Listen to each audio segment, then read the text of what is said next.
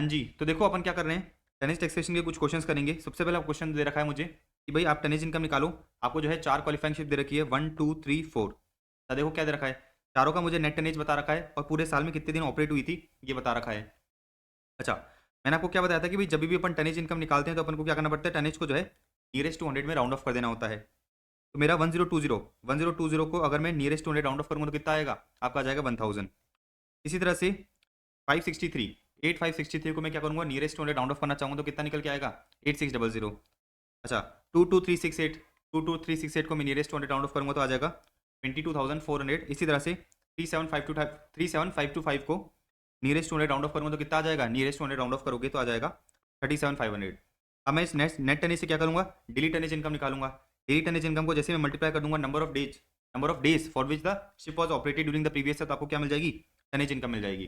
देखो आपका net tonnage कितना है 1000, आपका नेट टेनेज कितना है 1000 है। आ जाओ चार्ट में आ जाओ। तो चार्ट मुझे क्या बोलता है कि भाई अगर आपका शिप का नेट टेनेज अप टू 1000 है तो डेली टेनेज इनकम कैसे निकलेगी, 70 rupees for each 100 ton. 70 rupees for each 100 ton. हमारे पास टन कितने हैं, 1000 टन है। 1000 डिवाइड बाई 100 इंटू अगर आप 70 करोगे तो कितना आ जाएगा, डेली टनेज इनकम होगी आपकी 700 की। तो डेली टनेज इनकम कितनी हो गई मेरी, 700 हो गई। कितने दिन ऑपरेट हुई थी, 120 डेज ऑपरेट हुई थी। तो 700 इंटू 120 कितना हो जाएगा, आपकी टनेज इनकम निकल के आएगी क्वालिफाइंग शिप नंबर 1 की 84,000 की। डन। अब बात करेंगे अपन क्वालिफाइंग शिप नंबर 2 की। कितना दे रखा है टनेज, 8600 आ जाओ। 8600 कहाँ पे फॉल करेगा, 8600 है यहाँ पर फॉल करेगा। तो डेली टनेज इनकम कैसे निकलेगी, 700 rupees plus 53 for each 100 ton exceeding 1000 ton. तो बेसिकली मेरा टन कितना है, अगर आप देखोगे मेरा टन है 8600, एग्जिलिंग 1000 कितना है, एग्जिलिंग 1000 है 7600। आ जाओ। तो ये लोग कहना चाह रहे हैं कि भाई एग्जिलिंग 1000 पे कितना लगेगा, एग्जिलिंग 1000 पे लगेगा 53 फॉर ईच 100 टन। तो कितना हो जाएगा, 7600 डिवाइड बाई 100 इंटू 53 करो कितना आ रहा है, 7600 डिवाइड बाई 100 इंटू अगर मैं 53 करता हूँ तो ये निकल के आएगा आपका 4028।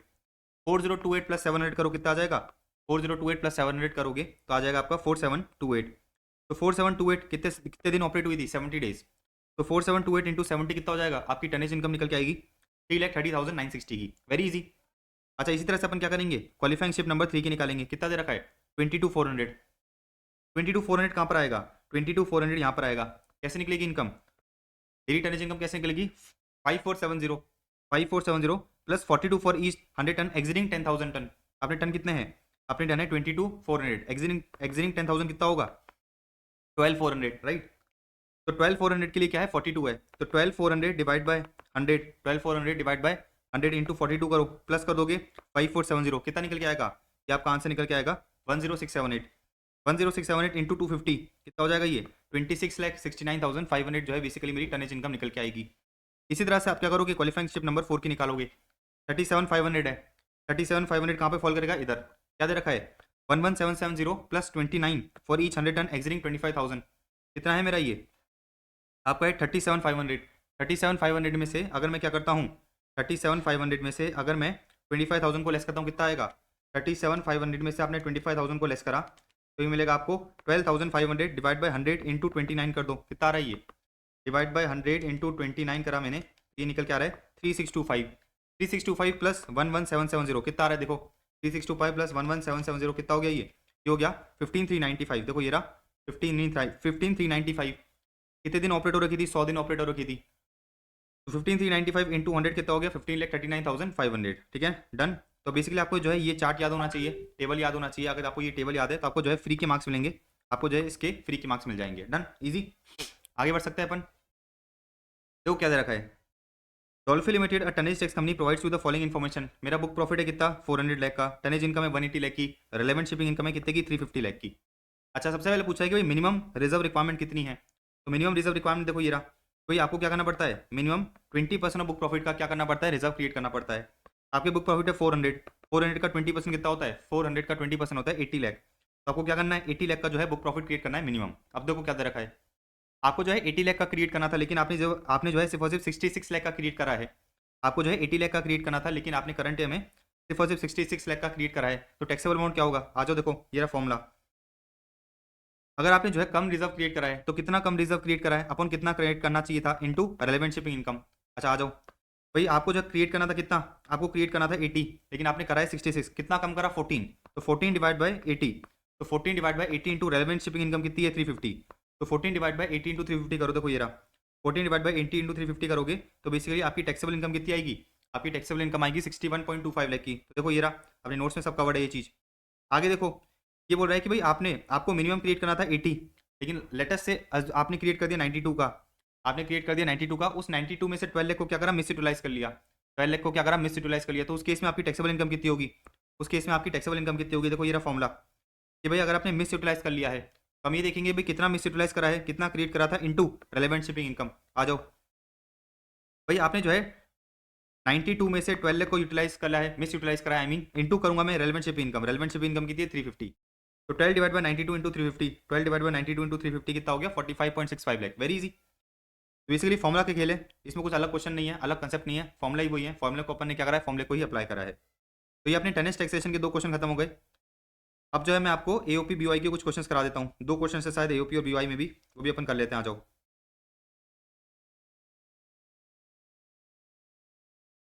देखो ये रहा एओपी और बीवाई के क्वेश्चंस कर लेते हैं। एक एओपी है जिसके अंदर 2 मेंबर है, जे है जिसकी एज दे रखी है 40 ईयर्स और के है जिसकी एज दे रखी है 37 ईयर्स। दोनों का शेयर बता रखा है 60 और 40, 60% एंड 40%। एओपी की इनकम बता रखी है 11 लाख की, एओपी की इनकम कितनी है 11 लाख है। अब देखो तीन तीन लोग हैं इधर, एक है एओपी और एक है जे और एक है के। आगे देखते हैं अपन। मुझे ये बता रखा है कि जे और के की अदर इनकम कौन कौन सी है। तो जे और के की income other than the income from AOP, मतलब एओपी से कुछ शेयर मिल रहा होगा, उसके अलावा भी जे और के की कोई इनकम होगी ना। कितनी दे रखी है 2.5 लाख एंड 2.9 लाख। देखो ये रहा 2.5 लाख हो गया एंड 2,90,000 हो गया। अब देखो ये बोल रहा है कि भाई आप जो है टैक्स लायबिलिटी निकालो एओपी की, assuming that J exercises the option to shift out of the default tax regime. बोले तो ये लोग कहना चाह रहे हैं कि भाई जे ने क्या कर रखा है, जे ने जो है नॉर्मल टैक्स रिजिम ऑप्ट कर रखी है, जे ने नॉर्मल टैक्स रिजिम ऑप्ट कर रखी है। और ये बोल रहा है कि भाई एओपी एंड इट्स मेंबर ने क्या कर रखा है 115 बीएससी ऑप्ट कर रखा है। तो एओपी एओपी और के ने एओपी और के ने क्या कर रखा है 115 बीएससी ऑप्ट कर रखा है। अब ये बोल रहा है कि भाई आप चाहिए टैक्स लायबिलिटी निकालो। अब देखो एओपी एओपी को टैक्स किस रेट से पे करना है, एओपी को टैक्स किस रेट से पे करना है, तो आपने पूरा जो है कंसेप्ट नोट्स में देखा था। अपन ये देखेंगे कि भाई जो आपके मेंबर्स हैं, क्या आपके मेंबर्स की इनकम बेसिक एग्जम्पशन लिमिट से ज़्यादा है क्या। तो मुझे बताओ कि भाई नॉर्मल टैक्स रिजिम में आपकी बेसिक एग्जम्पशन कितनी होती है 2.5 लाख होती है। अच्छा 115 बीएससी में आपकी बेसिक एग्जम्पशन कितनी होती है 3 लाख होती है। अच्छा जे और के की अदर इनकम कितनी है, जे और के की अदर इनकम है with in the basic exemption limit. तो जहां पर एओपी के मेंबर्स की income with in the basic exemption limit होती है सारे के सारे मेंबर्स की, तो उस केस में एओपी क्या करता है, एओपी जो है नॉर्मल टैक्स, नॉर्मल क्या करता है, नॉर्मल स्लैब रेट से टैक्स पे करता है। अच्छा एओपी की इनकम कितनी है 11 लाख, तो मैं क्या करूंगा 11 लाख पे नॉर्मल स्लैब रेट्स लगाऊंगा। एओपी पे एओपी क्या करेगा नॉर्मल स्लैब रेट्स लगाएगा 115 बीएससी की, तो एओपी की टैक्स लायबिलिटी कितनी निकल के आएगी, एओपी की जो है टैक्स लायबिलिटी निकल के आएगी 68,000 की। कोई दिक्कत। तो ये बेसिकली अपन ने क्या करा नॉर्मल स्लैब रेट्स लगाए 115 बीएससी के, क्योंकि जो है क्वेश्चन में कह रखा है कि भाई एओपी ने क्या कर रखा है 115 बीएससी ऑप्ट कर रखा है। डन। अब बात करेंगे अपन मेंबर्स की। देखो ये रहा जे और ये रहा के। तो जे और के की अदर इनकम कितनी दे रखी थी 2.5 लाख एंड 2,90,000, ये हो गया अदर इनकम। अच्छा एओपी जो है एओपी की इनकम कितनी है, एओपी की अगर आप देखोगे एओपी की इनकम है 11 लाख। 11 लाख का 60% किसको मिलेगा, जे को मिलेगा, और 40% किसको मिलेगा, के को मिलेगा। 60% और 40% बढ़ जाएगा। 11 लाख का 60% कितना हो गया 6,60,000 और ये हो गया 4,40,000। तो मेंबर्स की टोटल इनकम कितनी हो गई, मेंबर्स की टोटल इनकम हुई 9,10,000 एंड 7,30,000। तो आपने मेरे साथ पढ़ रखा था कि भाई जहां पर एओपी क्या करता है नॉर्मल स्लैब रेट से टैक्स पे करता है, वहां पर जो मेंबर का शेयर होता है उसकी इनकम में ऐड कर दिया जाता है और मेंबर को बाद में क्या मिलती है, रिबेट मिलती है। तो सीधी सी बात है 6,60,000 एंड 4,40,000 पे एओपी ने टैक्स पे कर दिया ना, एओपी ने जो है क्या कर दिया टैक्स पे कर दिया। तो मेंबर के हाथ में भी हम क्या कर रहे हैं इंक्लूड कर रहे हैं, तो दो बार टैक्स नहीं लेंगे। हम क्या करेंगे मेंबर की जब टैक्स लायबिलिटी निकालेंगे तो मेंबर की टैक्स लायबिलिटी से हम जो है रिबेट दे देंगे। देखो ये रहा लेस रिबेट। रिबेट कैसे निकलेगी, सबसे पहले आप क्या करोगे, सबसे पहले जो है आप मेंबर की टोटल इनकम निकालोगे including the share of AOP, कितना आ गया 9,10,000 आ गया। 9,10,000 पे आप क्या करोगे नॉर्मल स्लैब रेट्स लगाओगे, नॉर्मल स्लैब रेट्स लगा के आपने टैक्स लायबिलिटी कितने की निकाली 94,500। इसमें आपने 4% हेल्थ एंड एजुकेशन से सेट कर दिया, तो बेसिकली आपका टोटल टैक्स पेबल कितना आ गया, आपका टोटल टैक्स पेबल आ गया 98,280 का। अब मैं क्या करूंगा एवरेज रेट ऑफ टैक्स निकालूंगा कि भाई मेरी जो 9,10,000 की जो टोटल इनकम थी उस पर टैक्स बन रहा था कितना 98,280। तो 98,280 डिवाइड बाय 9,10,000 आपका एवरेज रेट ऑफ टैक्स कितना आया, आपका एवरेज रेट ऑफ टैक्स आया 10.8%। 10.8% आपका जो है एवरेज रेट ऑफ टैक्स आया। अब मैं क्या करूंगा जितने इनकम पे एओपी ने क्या कर दिया टैक्स पे कर दिया है उतने की आपको रिबेट मिल जाएगी। हाँ ठीक 6,60,000 का 10.8%। तो देखो ये रहा 6,60,000 का अगर आप 10.8% करोगे तो रिबेट कितने की मिलेगी, आपको रिबेट मिलेगी 71,280 की। तो आपकी टैक्स लायबिलिटी कितनी थी 98,280। 98,280 में से रिबेट मिल गई तो आपको पे कितना करना है, अब आपको पे करना है सिर्फ 27,000 का। अच्छा 9,10,000 पे आपको टैक्स निकालना आता है ना, 9,10,000 पे आपको टैक्स निकालना आता है ना, कैसे निकालोगे भाई, अप टू 2.5 लाख कितना हो गया निल, फिर 2.5 लाख से अप टू 5 लाख कितना हो गया 5%, फिर कितना हो गया 20%। अपन किसकी बात कर रहे हैं, नॉर्मल टैक्स रेजिम की बात कर रहे हैं, क्योंकि क्वेश्चन में क्या रखा है, जे ने क्या कर रखा है, नॉर्मल टैक्स रेजिम ले रखी है। तो ये तो बात हो गई किसकी, जे की। अब की का अपन सिमिलर निकालेंगे, 7,30,000 पे टैक्स लायबिलिटी निकालोगे, 7,30,000 पे टैक्स लायबिलिटी निकालोगे एज पर 115 BAC, कितना निकल के आएगा 23,000। 4% मैंने हेल्थ एंड एजुकेशन से सेट करा, कितना हो गया ये हो गया आपका 23,290। एवरेज रेट ऑफ टैक्स निकाला, एवरेज रेट ऑफ टैक्स निकाला, और 4,40,000 का मैंने क्या करा, 4,40,000 का जो है 4,40,000 पे जो है मैंने रिबेट निकाला। तो 4,40,000 इंटू 3.277% कितना आ गया 14,149, सॉरी 14,419। तो आपकी टैक्स लायबिलिटी में से मैंने रिबेट लेस करी, टैक्स लायबिलिटी से मैंने रिबेट लेस करी, तो आपकी जो है टैक्स लायबिलिटी कितनी क्या गई, अब जो है मेंबर को पे करना है 9,500 का, इसको अपने क्या करा नियरेस्ट टू 10 राउंड ऑफ कर दिया, वेरी इजी। तो ये पूरा अपने कंसेप्ट में कवर कर रखा है, ये पूरा का पूरा कॉन्सेप्ट अपन ने क्या कर रखा है, कंसेप्ट में कवर कर रखा है। अब अपन करते हैं क्वेश्चन नंबर 2। क्वेश्चन नंबर 2 भी बहुत आसान है, just give me a second. अब आ जाते हैं अपन क्वेश्चन नंबर 2 पे। क्वेश्चन नंबर 2 देखो क्या दे रखा है, टी एंड क्यू इंडिविजुअल्स हैं जिनकी एज दे रखी है 28 एंड 30 ईयर्स रिस्पेक्टिवली, जो एओपी कंस्टिट्यूट करके बैठे हैं, उनका प्रॉफिट शेयरिंग रेशियो कितना है 2:1 है। आपको जो है क्या दे रखा है, आपको जो है पीएनएल अकाउंट बता रखा है।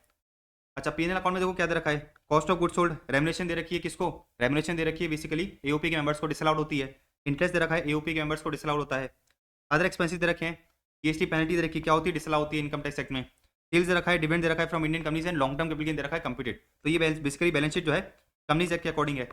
आगे देखो क्या दे रखा है, अदर एक्सपेंसेस में क्या क्या इंक्लूडेड है, अदर एक्सपेंसेस में जो है ये दोनों चीज़ें इंक्लूडेड हैं। फिर ये बोल रखा है कि जो आपकी जीएसटी लायबिलिटी थी आपने 15 अक्टूबर को पे कर दी है।